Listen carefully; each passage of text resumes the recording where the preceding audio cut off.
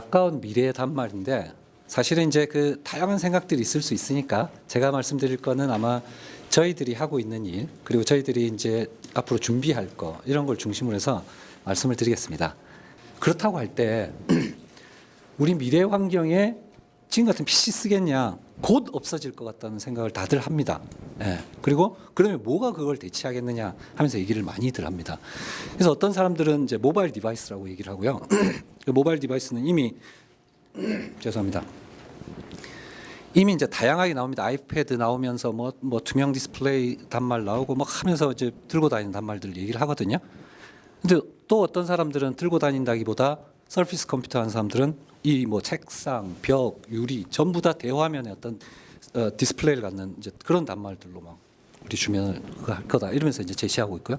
또 어떤 사람 아니다 들고 다니지도 않고 이걸 하지도 않고 다 착용하고 다닐 거다. 심지어는 뭐 몸에 내장할 거다. 웨어러블 컴퓨터 쓰시는 분들 또 이러면서 접근해서 이제 많은 이제 다양한 프로타입들을 만들어내고 지금 하고 있습니다.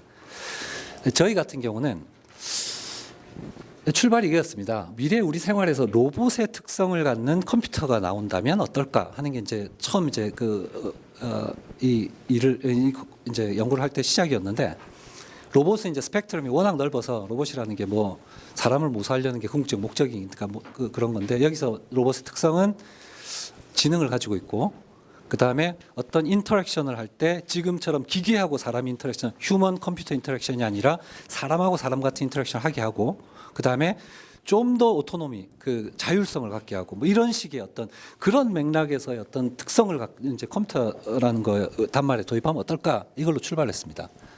그래서 이거는 이제 프로타입 완전 이제 연구용 프로타입 한번 만들어 본 건데 뒤에 이제 그 동영상을 보면서 얘기하면 제일 좋을 것 같고요. 이건 이제 모니터 대신에 카메라하고 디스플레이, 카메라는 이제 눈을 얘기하는 거고, 그 다음에 귀는 이제 그 아시겠지만 마이크를 하는 거고, 뭐 말하는 거는 스피커고, 뭐 이런 거고 이런 건데 그런 정도의 어떤 그 우리가 갖고 있는 몇 가지의 그런 것들을 그냥 모사해서 만들어 놓은 거고요.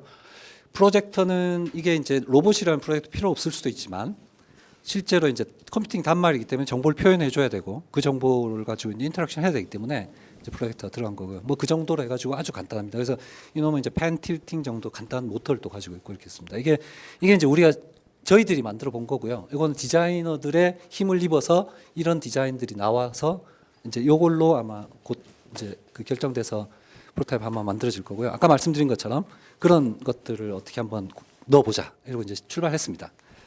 그래서 이제 첫 번째 인터랙션인데요. 지금 이제 이미 뭐 그 마우스 키보드는 없어질 거라는 거 다 예측하고 있고 이제 터치, 뭐 제스처 이렇게 이제 가고 있잖아요.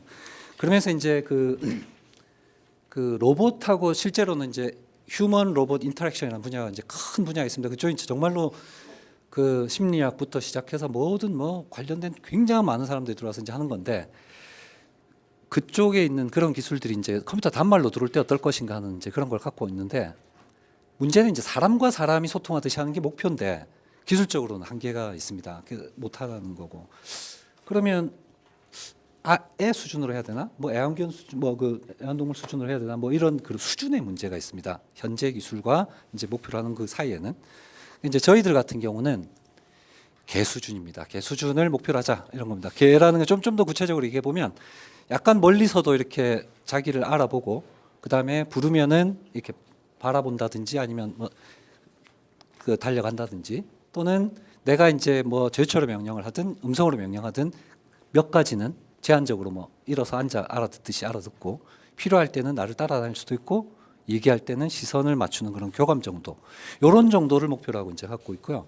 그다음에 아까 말씀드린 것처럼 컴퓨팅 디바이스이기 때문에 정보를 보여주고 그걸 인터랙션하고 정보를 또 얻고 해야 되기 때문에 그거를 어떤 새로운 형태로 한번 바꿔보자는 게 이제 그 저희들 로보틱 스페셜 오그멘티드 리얼리티라는 그런 걸로 해서 이제 진행을 하고 있습니다. 그래서 우리가 굳이 이런 걸 들고 다닐까 생각해 보면 그렇지 않을 수도 있겠다. 왜냐하면 아까 처음에 서두에 말씀드린 것처럼 주변에 월 디스플레이도 나오겠죠. 우리는 뭐 안경, 스마트 글래스, 그러면 구글 글래스처럼 착용형 그것도 나오겠죠.